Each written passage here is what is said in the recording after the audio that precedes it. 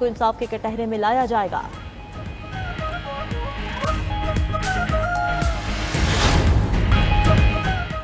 खुशदार में बच्चों की वैन को निशाना बनाना इंसानियत पर हमला करार। वज़ीर आला बलोचिस्तान का भारत का मकरू चेहरा दुनिया के सामने बेनकाब करने का ऐलान।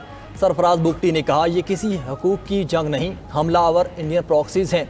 BLA और BLF जैसे गिरोह हमेशा सॉफ्ट टारगेट को निशाना बनाते हैं।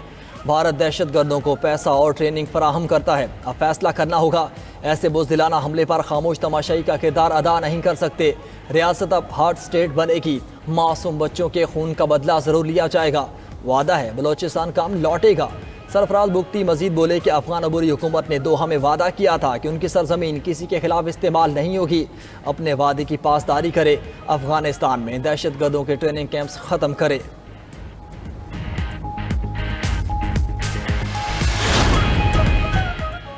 अमरीका की खुशदार में स्कूल बस पर हमले की मजम्मत। अमरीकी नाज़िमुल उमूर नेटली बेकर ने कहा कि खुशदार में स्कूल बस पर हमला और बच्चों को निशाना बनाना अफसोसनाक है।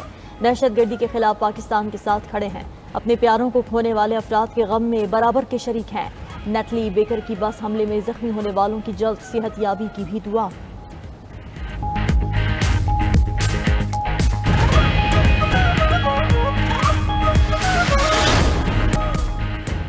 फील्ड मार्शल सैयद आसिम मुनीर के एजाज़ में गार्ड ऑफ ऑनर की तकरीब। ISPR के मुताबिक फील्ड मार्शल सैयद आसिम मुनीर ने यादगार शोहदा पर हाजिरी दी और फूल चढ़ाए।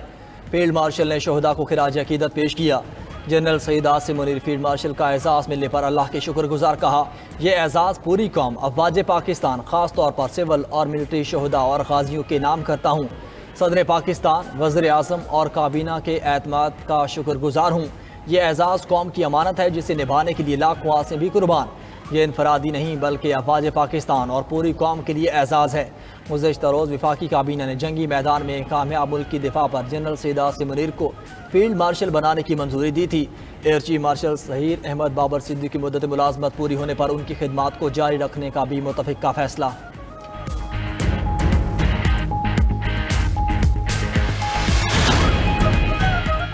भारत खतरनाक बहरी तैयारियों में मसरूफ़ है। अक़वाम मुत्तहिदा में पाकिस्तान के मुस्तक़िल मंदूब आसिम इफ्तिखार ने सलामती काउंसिल के मुबाहिसे में कहा कि एक बड़ी ताकत गैर महदूद इलाक़ाई बालादस्ती के ख्वाब देख रही है।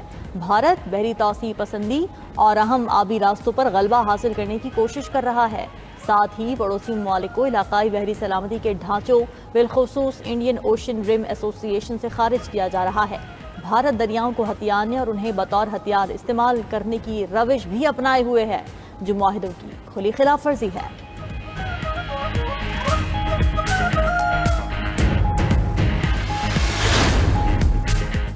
भारतीय हुकूमत पाकिस्तान के हाथों होने वाले नुकसान की वजाहत क्यों नहीं कर रही। सीनियर साफी राजदीप सरदेसाई ने मोदी हुकूमत की कारकर्दगी पर सवालात उठा दिए। पूछा कि क्या ये सच है कि पाकिस्तान ने जंग के पहले दिन ही भारतीय फजाइयों को नुकसान पहुंचाया। राफेल तैयारे खोए हैं तो उसकी तस्दीक क्यों नहीं की जा रही। उधर पाकिस्तान के हाथों राफेल तैयारे तबाह कराने के बाद मोदी की राफेल डील भी मुतनासा हो गई। 2016 में मोदी सरकार ने फ्रांसीसी कंपनी से डील की। अपने स्पॉन्सर अनिल अंबानी की कंपनी को ऑफसेट पार्टनर के तौर पर मुंतखब किया। नाक़िदीन का मोदी पर ज़ाती ताल्लुकात की बुनियाद पर अपनों को फ़ायदा पहुँचाने का इल्ज़ाम। राहुल गांधी ने भी इसे क्रोनी कैपिटलिज्म करार दिया।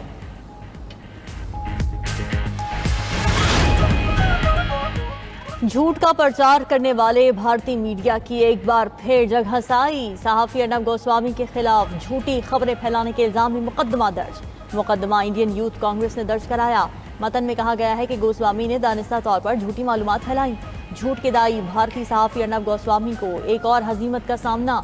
अमरीकी प्रोफेसर अर्नब गोस्वामी का शो छोड़कर चली गई। जॉर्ज टाउन यूनिवर्सिटी की प्रोफेसर क्रिस्टीन फेयर ने एक्स पैगाम में कहा कि शो में हर कोई चीख रहा था। मुसलसल जंगजुआना गुफ्तगू की वजह से प्रोग्राम छोड़ने पर मजबूर हुई। भारतीय अदालत का बीजेपी के खिलाफ लिखने वाले प्रोफेसर अली खान को रिहा करने का हुक्म।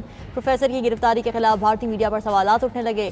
बार बार पूछने के बावजूद शिकायत दर्ज कराने वाली हरियाणा विमेन कमीशन की चेयरपर्सन कोई इल्ज़ाम गलत साबित न कर सकी। मीडिया और सोशल मीडिया पर प्रोफेसर की गिरफ्तारी मुस्लिम दुश्मनी की अलामत करार।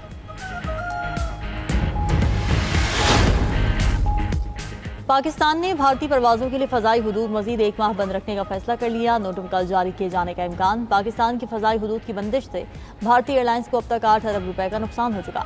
ज़राए के मुताबिक तैयारों की परवाजों का दौरानिया 4 घंटे तक बढ़ चुका। भारतीय एयरलाइंस को 1 माह में 5 अरब रुपए का इजाफी ईंधन खर्च करना पड़ा। स्टॉप ओवर की मद में भी 3 अरब के अलग अखराजात का सामना।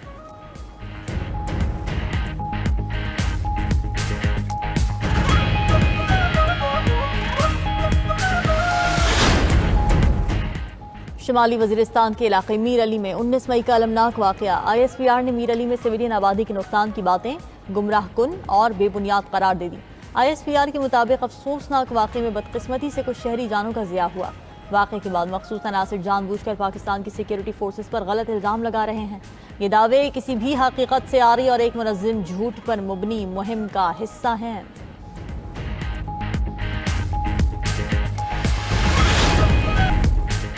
विफाकी बजट से कबल IMF के सीनियर ओहदेदार जिहाद ज़ोहर का दौरा पाकिस्तान का इम्कान। ज़राए के मुताबिक IMF ओहदेदार वज़ीर आज़म शहबाज शरीफ और वज़ीर ख़जाना से मुलाकात करेंगे।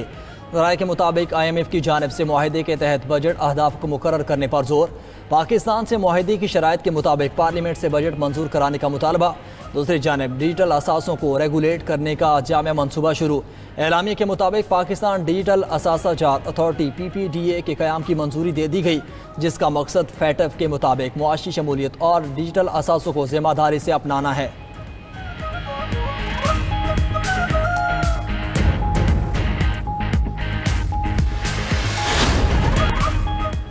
गजा की नाकाबंदी और हमले रोकने के लिए आलमी दबाव मुस्तरद। दहशतगर्द इसराइल की गजा में खूनरेजी जारी। ताज़ा हमलों में 22 बच्चों समेत 82 फ़लस्तीनी शहीद। 262 इसराइली फ़ौज ने शुमाली गजा के अलूदा अस्पताल को भी निशाना बनाया। गजा शहर की एक सड़क पर बमबारी से 4 अफराद शहीद। 7 अक्टूबर 2023 से शहदा की मजमूई तादाद 53,655 हो गई। 1,21,950 फ़लस्तीनी जख्मी हो चुके। इसराइली फोर्सेज ने जनीन कैंप का दौरा करने वाले सिफारती वफ़द पर भी फायरिंग कर दी। सिफारती वफ़द में यूरोपीय यूनियन के सिफारतकार शामिल थे। गजा पर हमलों के खिलाफ इसराइल के अंदर से भी आवाज़ें उठने लगीं। इसराइली रुकन पार्लियामेंट ओफर केसफ ने भी शदीद मजम्मत की। गाजा पर जुल्म बर्बरियत की इंतहा करने वाला इसराइल आलमी सतह पर तन्हाई का शिकार होने लगा। 26 यूरोपीय ममालिक ने इसराइल पर पाबंदी की हिमायत कर दी। इसराइल से तिजारती और सिफारती ताल्लुकात पर नजरसानी का फैसला। यूरोपीय कमीशन ने कहा कि इसराइल के साथ तिजारती मुआहदे इंसानी हुकूक की शराइत से मशरूत हैं।